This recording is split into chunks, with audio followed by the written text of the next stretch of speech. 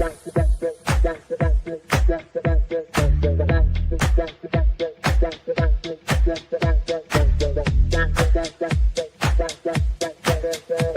Connections Radio presents.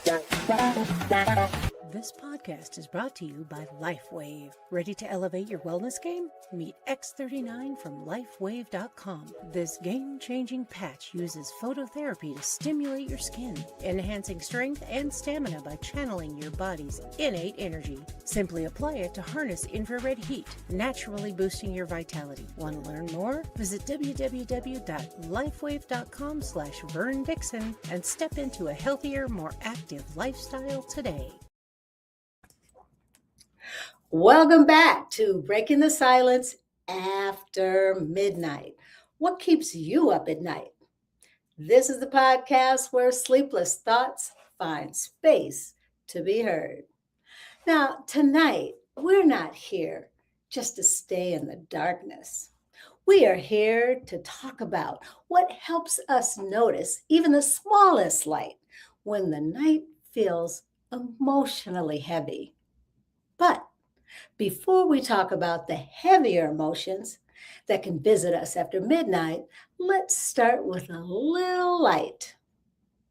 Recently, my husband and I spent a week in Minnesota treating our granddaughter to a vacation we hope she will never forget. We spent most of our time in the water, swimming pools, water slides, and even a couple of days splashing about in the Mississippi River, all experiences not exactly found in the Las Vegas desert. Throughout that week, we relished in light, laughter, movement, and adventure, memory making. And for the entire week, I slept like a baby. Well, I was apparently meant to personify. Now, as I lay down each night, replaying those moments in my head, I realized how much those joyful memories helped me to drift off to sleep. And then, as you can see in the next slide coming up, during my waking hours, I started wondering, how will my granddaughter tell those stories when she gets older? I could just see her sitting around the campfire with her friends. How will those memories shape her coming of age? Will she be able to reach back for those moments during times of sadness and use them as small lights when emotional heaviness tries to just take over? That question brings us into tonight's reflection, finding small lights in the darkness. When we think about sadness, emotional heaviness, what pains us the most? I believe we have to begin by looking back. So as we move on to the next slide, honestly, I believe most saddening experiences were hidden from me or just held inside. I can count on 3 fingers the times I remember seeing my mother truly sad. It was the passing of her sister, the passing of her mother, my grandmother, and the assassination of Dr. Martin Luther King Jr. And yes, there were other people in our family and our friends that got sick, passed away, or simply disappointed us. But somehow life often seemed to just move on quickly, almost like it was status quo. On to the next. Death felt like something that oddly happened to like other families. Disappointment, on the other hand, was often handled with anger, because usually it was we children who were the ones who were doing the disappointing. And looking back, I wonder if that shaped me more than I realized. I mean, even as a child, I had a hard time sleeping. Maybe it was because I was conditioned to just keep things bottled up. I was really just encouraged to not necessarily express my feelings. I felt like I had to be strong before I really was. And that leads me to another reflection. Can I remember a time when I did not want to go to bed because my mind and my heart were unsettled. Yeah, absolutely. Maybe it was the fear of missing out. I guess they refer to that these days as FOMO. Maybe it was something that happened at school. Maybe it was like friendship issues. You know how that goes, or family tensions or worries. I don't know how to explain it. At one time or another, it was probably all of that. But one of my biggest deterrents to sleep was earthquakes. Take a look at this next slide. Earthquakes. Growing up in Southern California, it was normal to feel a shake here and there. But the Sylmar earthquake in 1971, some of you out there might remember that one. It truly shook me to the core. I remember just running in terror through the house, and the house just shook, and I was hearing things just crash into the floor. I held on to the door jamb for what felt like an eternity until that rumbling stopped. And then after that, I always slept with an emergency stash of clothes on the end of my bed every single night for years, just in case. And that kind of fear doesn't always leave just when the shaking stops. Sometimes it just waits until the lights go out. So let's look at the next slide. When I think back to my younger years, nighttime seemed to magnify everything. Sadness felt bigger. Worries felt louder. Unresolved problems felt harder to ignore once everything became quiet. And I suppose it did not help that my parents had forbidden me to go see The Exorcist. But guess who snuck out and saw it anyway? Oh my gosh. And again, for years and years, I had nightmares, and I truly believed I was getting possessed in the darkness. Now I can laugh about it, I guess. But back then, it was very real. Sometimes what seemed dramatic in daylight becomes terrifying after midnight. So let's move on to the next slide. As I moved into college, a lot of you may realize my alma mater. Young adulthood, work, relationships, and independence, the way I handled sadness began to change. Although I spent my first semester of college living at home, I know now that one of the best things that I ever did was to move into the dorms after that.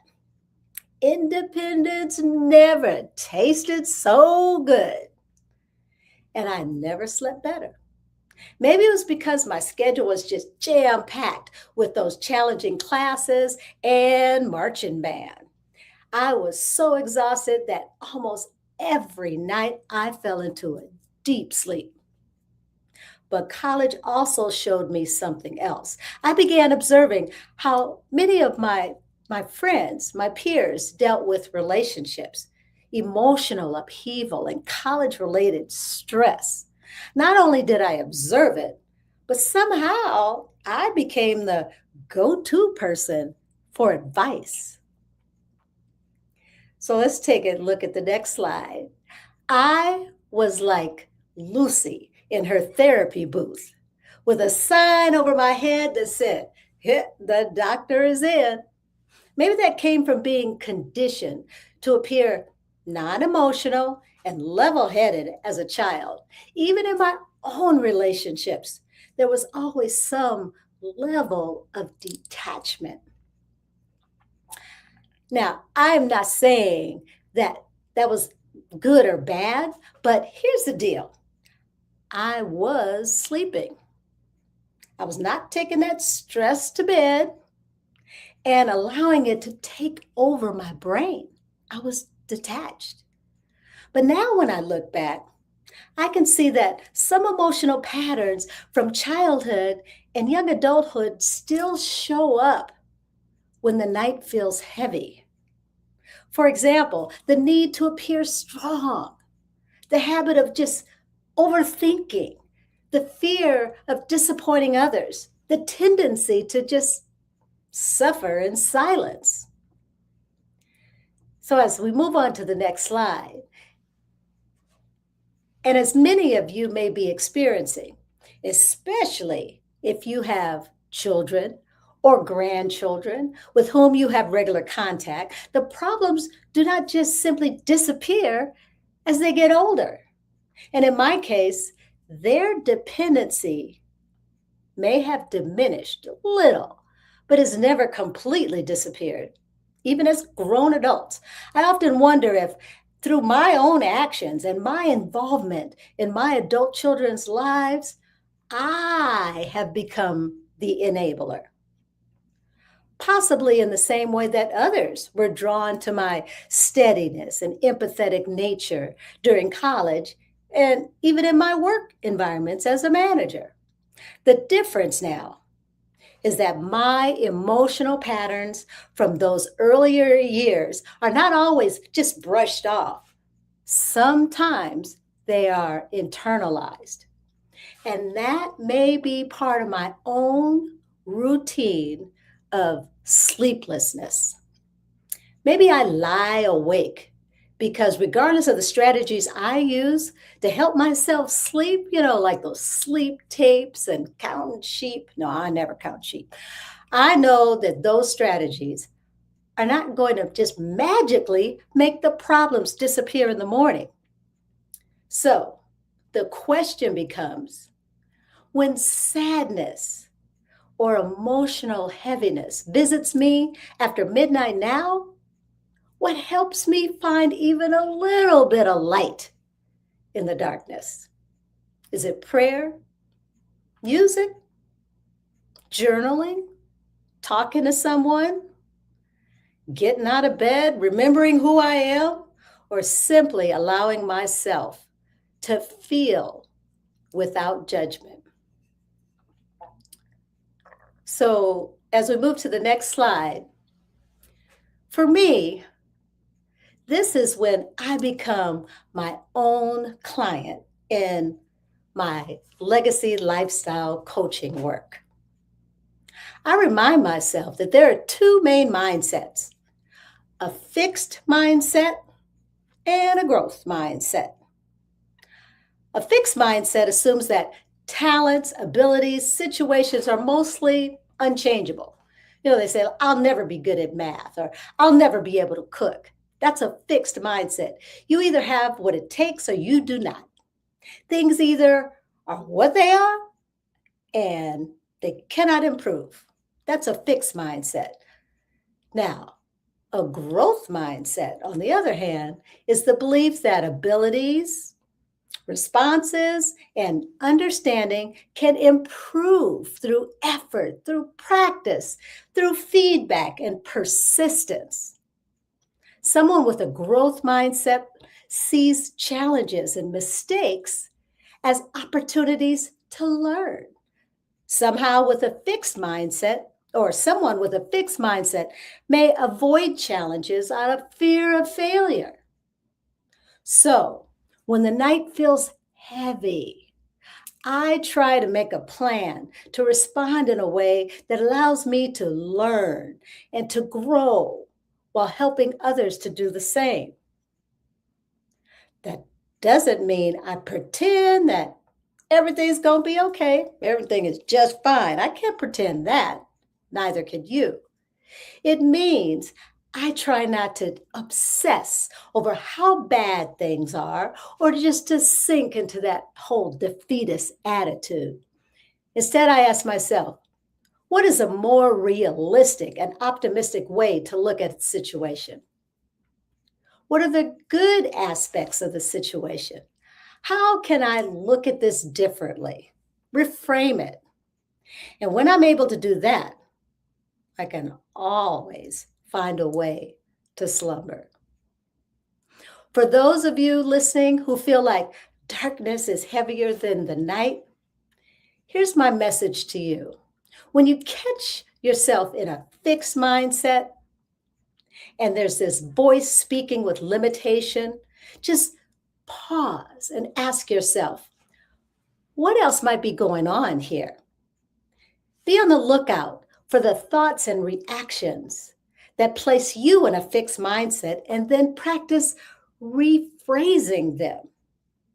For example, when you hear yourself thinking, what if I'm not good enough? I'll be a failure. Change it to, well, everyone starts somewhere and successful people do fail along the way. It's a learning experience. Or when you hear yourself thinking, if it's hard, I'm probably just not good at it. Change it to, well, if it's hard, it means I need to just put in a little bit more effort, more practice, get more support. And then when I grow into it, it'll be an achievement. When you hear yourself thinking, if I don't try, I can't fail, so therefore I might as well not do it, and then I could keep my dignity. Change it to, well, if I don't try, I may have already given up on what's possibility. What are the possibilities? And when you hear yourself thinking, it ain't my fault, change it to, well, if I do, or if I don't accept whatever part of this is my responsibility, I give away my power. That is one way we began to find light and hope after midnight, not by denying the darkness, but by choosing not to let the darkness be the only voice in the room. Now, as we close and go on to the next slide, I just want to thank you for joining me for this conversation of breaking the silence after midnight. What keeps you up at night? Tonight, as we go full screen, tonight, we reflected on the darkness that can feel heavier than the night, the sadness, emotional heaviness, and memories that sometimes follow us from childhood and into adulthood. But we also made space for something just as important, and that's the possibility of light. Sometimes that light comes through a memory, a song, a prayer, a conversation, or simply a deep breath, or the simple reminder that we don't have to carry our sadness alone. And next time, we will continue this After Midnight journey with episode 4, focusing on life changes that shift our peace, major life transitions, because sometimes what keeps us awake is not only what hurts, it's what's changing, who we are becoming, how relationships are often shifting, and whether we can still find peace in the middle of it all. So until we meet again, be gentle with what rises in the solitude of the night. Keep looking for small lights in the darkness, and always keep breaking the silence.